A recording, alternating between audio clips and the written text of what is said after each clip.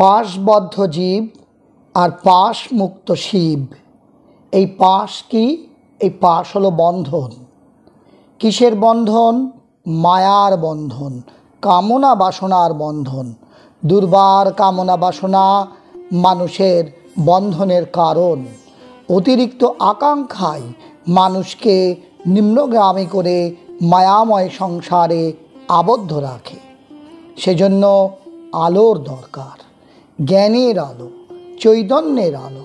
চৈতন্যের আলো দিয়ে অজ্ঞান রূপ অন্ধকার দূরীভূত করে মানুষকে আত্মস্বরূপে প্রতিষ্ঠিত হতে হবে, লাভ করতে হবে আত্মজ্ঞান। ঠাকুর শ্রীরামকৃষ্ণ বলছেন যে এই আত্মজ্ঞান লাভ করতে গেলে জীবের অর্থাৎ মানুষের নানা রকম বাধার সম্মুখীন হতে হয়। সেই বাধা কিসের বাধা? মহামায়ার বাধা। অনেকেই বলেন যে কেন ঈশ্বরের দিকে মন যায় না? তার উত্তরে ঠাকুর শ্রীরামকৃষ্ণ খুব সুন্দর কথা বলেছেন। ঠাকুর বলছেন ঈশ্বরের চেয়ে তাঁর অর্থাৎ মহামায়ার আবার জোর বেশি। যেমন জজের চেয়ে পেয়দার ক্ষমতা বেশি। ঠাকুরের কথায় নারদকে রাম বললেন, নারদ, আমি তোমার স্তবে বড় প্রসন্ন হয়েছি, আমার কাছে কিছু বর নাও। নারদ বললেন, রাম, তোমার পাদপদ্মে যেন আমার শুদ্ধা ভক্তি হয়, আর যেন তোমার ভুবন মোহিনী মায়ায় মুগ্ধ না হই। শ্রীরামচন্দ্র বললেন, তথাস্তু, আর কিছু বর নাও। নারদ তখন বললেন, রাম, আর কিচ্ছু বর চাই না। এই ভুবন মোহিনী মায়াই হলো সেই পাশ। এই ভুবন মোহিনী মায়ায় সকলে মুগ্ধ। ঈশ্বর দেহ ধারণ করেছেন, তিনিও মুগ্ধ হন। রামচন্দ্র সীতার জন্য কেঁদে কেঁদে বেরিয়েছিলেন। তাই বলা হয় পঞ্চভূতের ফাঁদে ব্রহ্ম পড়ে কাঁদে। তবে একটা কথা আছে, ঈশ্বর মনে করলেই মুক্ত হন। ঠাকুর শ্রীরামকৃষ্ণ খুব সুন্দর উপমা দিচ্ছেন। তিনি বলছেন যে ভবনাথ গার্ড, গার্ড বলতে রেলের গাড়ির গার্ড। এই গার্ড ভবনাথ নিজে ইচ্ছে করে রেলের গাড়ির ভিতর আপনাকে রুদ্ধ করে রাখেন, আবার মনে করলেই নেমে পড়তে পারে। এইভাবে মায়া থেকে মুক্ত হওয়া যায়। ঠাকুর বলছেন যে নাম ও নামই অভেদ। ইষ্টমন্ত্র জপের সঙ্গে সঙ্গে ইষ্টমূর্তিও চিন্তা করতে হবে। এইভাবে জপ ও ধ্যান একসঙ্গেই হতে পারে। ভগবান অন্তর্যামী, তিনি দেখেন প্রাণ, তিনি সংখ্যাও দেখেন না, সময়ও দেখেন না। ঠিক ঠিক আন্তরিকভাবে একবারও যদি ভগবানের নাম নেওয়া যায়, তাতে উড়ো উড়ো মন নিয়ে লক্ষ লক্ষ জপের চাইতেও বেশি ফল হবে। ইন্টেন্সিটি বা তীব্রতা চাই, ব্যাকুলতা চাই। আর কি চাই? আর চাই আন্তরিকতা, অর্থাৎ ডিপ ডিজায়ার। প্রাণে ব্যাকুলতা এলে শীঘ্রই হয়ে যাবে, এমনই কথা বলেছেন স্বামী শিবানন্দ।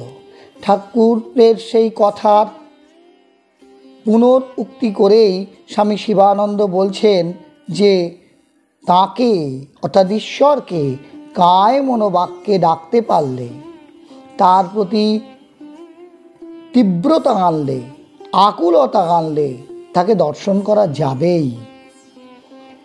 আর সঙ্গে সঙ্গে কি করতে হবে? এই ঈশ্বরের প্রতি ব্যাকুলতার সঙ্গে সঙ্গে চাই সাধু সঙ্গ। সাধুদের দর্শন করলে প্রাণে ভগবত ভাবের উদ্দীপনা হয়। সাধন ভজন করতে করতে মনে কোনো সন্দেহের উদয় হলে, অর্থাৎ সিনসিয়ারিটি বা আন্তরিকতা থাকলে বেশি সন্দেহ আসে না। যদি আন্তরিকতা না থাকে, যদি মনে কোনো দ্বন্দ্ব উপস্থিত হয়, তখন সাধু সঙ্গ করতে হয়। তাদের থেকে জেনে নিতে হয় কোথায় কোথায় ভুল হচ্ছে, কোথায় কোথায় অসুবিধা হচ্ছে, কেন মন নিবিষ্ট হচ্ছে না তার পাদপদ্মে? সরলতা, আন্তরিকতা ও পবিত্রতা এই হলো ধর্মজীবনের প্রধান ভিত্তি। যেমন উদাহরণে আছে, স্বামী শিবানন্দ বলছেন যে উদাহরণ দিয়ে বলা যেতে পারে সেই রত্নাকর দস্যুর কথা। মরা মরা জপ করে সিদ্ধ হয়ে গেলেন, অর্থাৎ গুরু বাক্যে বিশ্বাস চাই। কীরকম বিশ্বাস? বালকের মতো বিশ্বাস চাই। যত বিশ্বাস সন্দেহ কেবল বাইরে রাখতে হবে, কিন্তু মন যখন অন্তর্মুখী হবে, ক্রমে অন্তরতম প্রদেশে চলে যাবে, তখন কেবলই আনন্দ, ভগবৎ প্রেমে হৃদয় ভরে যায়। অবশ্য সব সন্দেহের নিরাশ ভগবৎ দর্শন না হলে কিন্তু হয় না।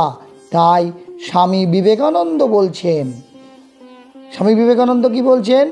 যে হে বৎস, হতাশ হইও না, গুরুর উপর বিশ্বাস হারিও না, ভগবানের উপর বিশ্বাস হারিও না। হে বৎস, যতক্ষণ তোমার এই তিনটি জিনিস আছে, কিছুই তোমার অনিষ্ট করিতে পারিবে না। অখণ্ড পবিত্রতা ও গুরুর প্রতি স্বার্থশূন্য একান্ত আজ্ঞাবহতাই সকল সিদ্ধির মূল, এমনই বলেছেন স্বামী বিবেকানন্দ। সুতরাং বন্ধুরা, আজকের এই আলোচনায় আমরা ঠাকুর শ্রীরামকৃষ্ণের কিছু মূল্যবান উক্তি তুলে ধরলাম।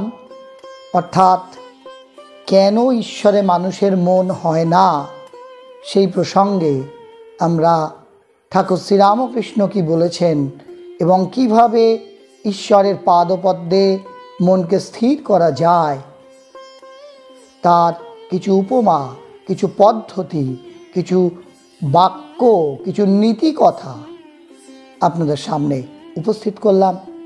এই আলোচনা অবশ্যই আপনার আধ্যাত্মিক পথকে আরও সুগম করবে, এই আশা রেখে আজকের মতো বিদায় নিই। সকলে খুব ভালো থাকুন, সুস্থ থাকুন, আনন্দে থাকুন। ধন্যবাদ।